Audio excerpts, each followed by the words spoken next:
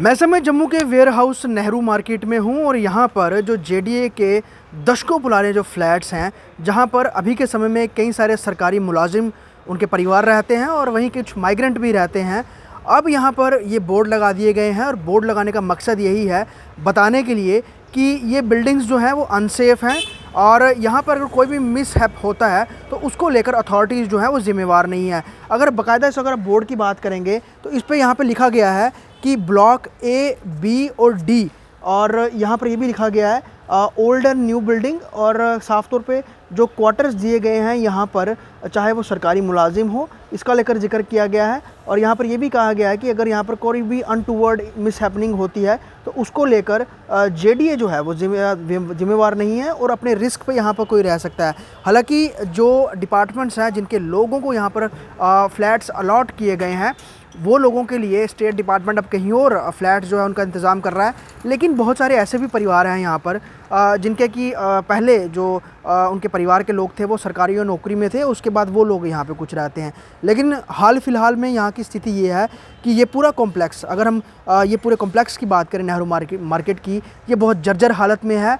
जगह जगह जो है वो जो सीमेंट है वो जो नीचे गिरता रहता है, जो आयरन बार्स हैं वो पानी की वजह से यहाँ पर रस्ट लग के पूरी तरह से ख़राब हो चुके हैं और बिल्डिंग में बहुत ज़्यादा गंदगी भी है। और दशकों से जो कंडीशन इसकी है वैसे ही जस की तस बनी हुई है, कोई रिपेयरिंग यहाँ पर नहीं हुई। और अब यहाँ पर हालत ये हो गई है कि अभी यहाँ पर कोई भी ज़्यादा ज़ोर का अगर ज़लज़ला आता है, यानी कि अर्थक्वेक आता है, तो ना जाने ये बिल्डिंग्स उसके प्रेशर को झेल पाएंगी नहीं झेल पाएंगी। जैसे कि उन्होंने जम्मू ओल्ड बस स्टैंड में बाकायदा बोर्ड लगाकर ये बता दिया है कि वो पूरा प्रेमिसेस जो है वो अनसेफ़ है और उसको इस्तेमाल लोग ना करें इस तरह की, और कोई करता है तो अपने रिस्क पे करता है, ऐसा कुछ उन्होंने वहाँ पर बोर्ड्स के ज़रिए नोटिस लगाकर जो पब्लिक नोटिस लगाकर अवेयरनेस फैला दी है। वैसे ही ओल्ड ये प्रीमिसेस जो है या फिर न्यू ब्लॉक है नेहरू मार्केट वेयर हाउस का, जहाँ पर लोग रहते हैं, अगर आप यहाँ पे कंडीशन देखेंगे, ये ऊपर का प्रीमिसेस है, काफ़ी जर्जर हालत आपको दिख रही होगी। जगह जगह पेड़ पौधे उग गए हुए हैं और रस्ट लग के यहाँ का जो मोस्टली जो सरिया है, जो आयरन बार्स हैं जो इस कंस्ट्रक्शन में लगे हुए हैं, वो तमाम ख़राब हो गए हैं। इस बीच हमने इसके जितने भी फ्लोर्स हैं वहाँ पर जाकर देखने का प्रयास किया कि क्या कुछ कंडीशन में लोग रहते हैं।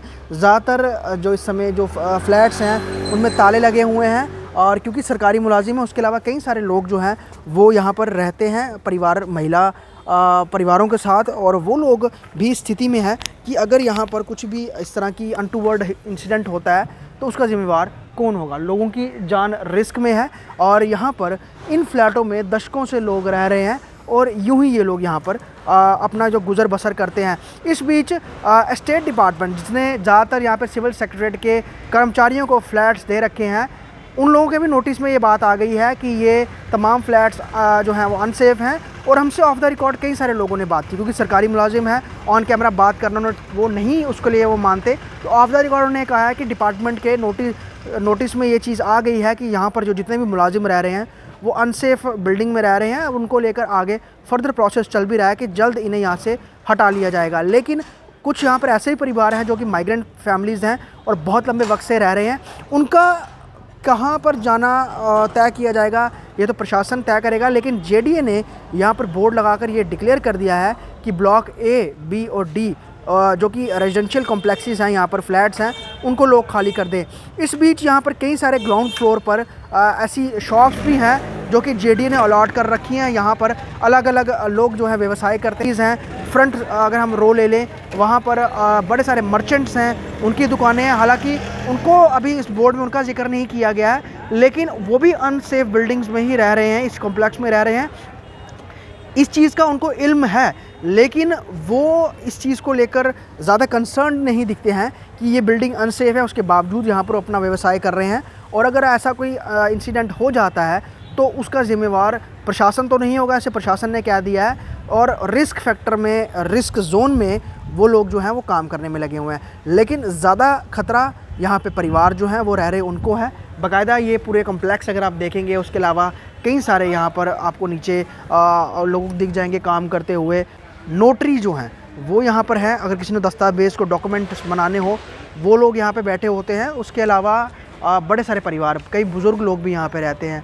अब हम तो यही दुआ करेंगे कि इस तरह की घटना ना हो जाए। और यहाँ पर डिक्लेयर कर दिया है कि इसके ब्लॉक्स जो हैं A, B, D न्यू और ओल्ड वो अनसेफ़ हैं, और कोई भी ऐसा हादसा हो तो लोग अपने रिस्क पे यहाँ पे रह रहे हैं। और साफ़ तौर पे पैरेलली कुछ दिन पहले बताया जा रहा है कि 15 से 20 दिन पहले यहाँ पर बोर्ड लगाए गए हैं। हालांकि पहले से ही सबको ये जानकारी है कि बिल्डिंग्स अनसेफ़ हैं और यहाँ पर रहना खतरे से खाली नहीं है। लेकिन उस बीच लोग मजबूर थे, कोई और उनके पास आसरा नहीं था, लोग यहाँ पे रह ही रहे थे। लेकिन अब जब डिपार्टमेंट ने यहाँ पे बोर्ड लगा दिए हैं तो लोगों को ये ज़्यादा इस चीज़ पर अब उनका ध्यान चला गया है कि अब तो प्रशासन भी ये कह रहा है और कंसर्न डिपार्टमेंट भी ये कह रहे हैं कि बिल्डिंग्स अनसेफ़ हैं तो उसको खाली वेकेट करना ज़्यादा बेटर रहेगा।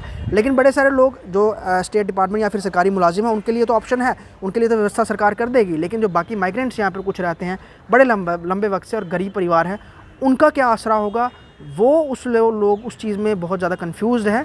वहीं इस प्रीमिसेस को अगर वही बात बस स्टैंड की तरह, ओल्ड बस स्टैंड की तरह अगर ये अनसेफ़ इसको डिक्लेयर कर ही दिया गया है तो उससे हाथम हाथ इसको खाली क्यों नहीं करवाया जा रहा? डिपार्टमेंट क्या सिर्फ बोर्ड लगाकर ये बोल देगा कि आप अगर रह रहे हो तो अपने रिस्क पे रह रहे हो, वो चलेगा?